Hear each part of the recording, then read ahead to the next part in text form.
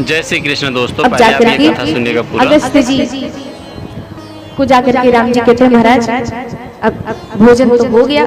अगस्त जी बोले महाराज हमने तो कहा नहीं कि भोजन हो गया, आप कैसे निर्णय कर लिए कि भोजन हो गया। राम जी बोले बस महाराज इतना ही। बोले तो फिर जल तो लाइए, जल तो पिलाइए। सीता मैया मनी मन सोचने लगी जब ये भोजन इतना करते तो जल कितना पीते होंगे, 1-2 घड़े में 3 घड़े में तो इनका पेट ही नहीं भरेगा। राम जी बोले महाराज आपने भोजन त्रेता युग में कर लिया, जल द्वापर युग में पीजिएगा। अब महाराज जब भयंकर वर्षा ब्रज में हो रही है और इंद्र बहुत वर्षा किए, बहुत जल बरसाए, तब भगवान कृष्ण ने अगस्त जी का मन ही मन में आवाहन किया और उन्हें आदेश कर दिया कि अब त्रेता युग वाली प्यास बुझा दीजिए, जितना जल पीना उतना जल पीजिए। और अगस्त जी महाराज ने आज ब्रज में जितनी वर्षा हुई पूरा का पूरा जल पी गए महाराज। ये अगस्त जी महाराज देखने में बड़े दुबले पतले से, लेकिन शास्त्र कहते हैं कि अगस्त जी महाराज ने समुद्र का पूरा जल एक अंजलि में पी लिया था, ऐसे महिमामान संत थे। अब धरती थोड़ी बहुत गीली थी, वर्षा हुई थी महाराज, तो प्रभु ने गिरिराज जी के ऊपर अपना सुदर्शन चक्र छोड़ दिया, जिसके ताप से पूरा का पूरा जल सूखता गया।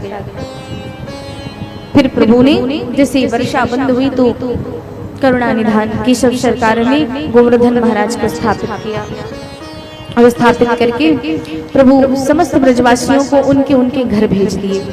ब्रजवासी चले गए, प्रभु एक शिला के ऊपर जाकर के शांति से बैठे।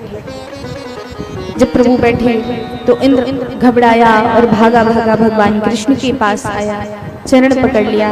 प्रभु मैं आपको पहचान नहीं पाया, मैंने आपको मनुष्य समझा, आपको साधारण बालक समझा, मेरे अपराध के लिए मुझे क्षमा कीजिए। तब भगवान ने दया करके इंद्र को क्षमा किया और इंद्र वहां से प्रस्थान करते हैं।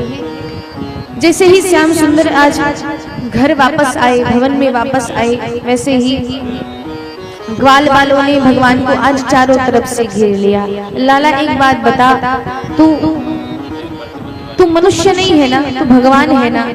भगवान श्याम सुंदर कहते हैं बड़ा गजब हो गया, मैंने गोवर्धन क्या उठा लिया, ये सब मुझे भगवान मानने लगे। भगवान ने कहा ये मेरे मित्र हैं, इतने अच्छे से मेरे साथ खेलते हैं, मेरे साथ बाल व्यवहार करते हैं। अगर ये समझ गए और ये जान गए कि मैं भगवान हूँ तो मुझे मित्र नहीं मानेंगे, मुझे एक अलमारी में बिठा देंगे और भगवान वाला ही सम्मान क्या होता है वो आप जानते हैं। भगवान घबराए, बोले कैसी बात करते हो, मैं तुमको भगवान दिखता हूँ, कहाँ से भगवान दिखता हूँ, जो तुम खाते हो वही हम खाते हैं, जैसे तुम सोते हो वैसे हम सोते हैं, जैसे तुम बात करते हो वैसे हम बात करते हैं। ब्रजवासियों ने कहा बस लाला सीधे मुद्दे पे आते हैं, ये बता अगर तू भगवान नहीं है तो तूने गिरिराज जी को कैसे उठाया। श्याम सुंदर कहते हैं तो इसमें कौन सा आश्चर्य की बात है। अरे ब्रजवासियों तुमने देखा नहीं था, जब हमने गिरिराज जी को उठाया उसके पहले हमने गोवर्धन महाराज से बात करी थी। ब्रजवासियों ने कहा हाँ तूने बात तो करी थी कान नीचे झुका के। बोले हाँ तो बस उसी समय हमारे गोवर्धन देवता ने हमें कान में एक मंत्र दिया था। बोले कौन सा मंत्र लाला।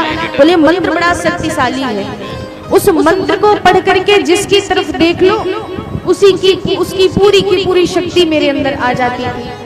तो जब मैंने गोवर्धन जी को उठाया तो तुम सब ब्रजवासी मेरी ओर देखने लगे, तो मैंने तुम सबकी ओर देख करके मंत्र मार दिया। अब सारे के सारे ब्रजवासियों की शक्ति मुझ में आ गई।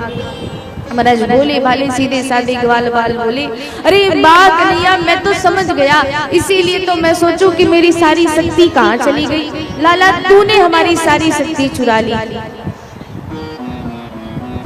महाराज कुछ ग्वाल वालों को प्रभु ने समझा के विदा किया तो दूसरे फिर और आ गए। बोले लाला तू सच सच कहियो तू भगवान है ना। लाला कहते हैं क्यों आज सारे ब्रजवासी मेरे पीछे पड़ गए हो, भाई भगवान है भगवान है। अब उन ग्वालों ने भी वही प्रश्न दोहराया, लाला अगर तू भगवान नहीं तो तूने गोवर्धन कैसे उठाया। श्याम सुंदर कहते हैं अरे बावले कुछ जो मैं माखन खाता उसकी शक्ति थी और कुछ तुम लोगों ने हमारी सहायता करी और कुछ राधा रानी की कृपा और उनका आशीर्वाद हुआ तो हमने गोवर्धन को उठा लिया।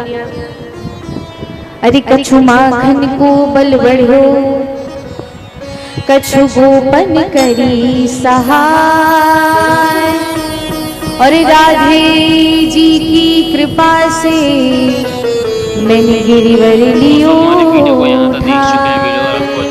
सारी कृपा राधा रानी की थी। अब तो महाराज ब्रजवासियों को थोड़ी सी संतुष्टि हुई, सारे ब्रजवासी अपने अपने घर चले जाते हैं। आइए श्याम सुंदर का एक प्यारा सा मीठा सा भाव और फिर कथा में आगे बढ़े। लाला हमारे छोटे से हैं, बड़ी प्यारी प्यारी मीठी मीठी लीला करते रहते हैं।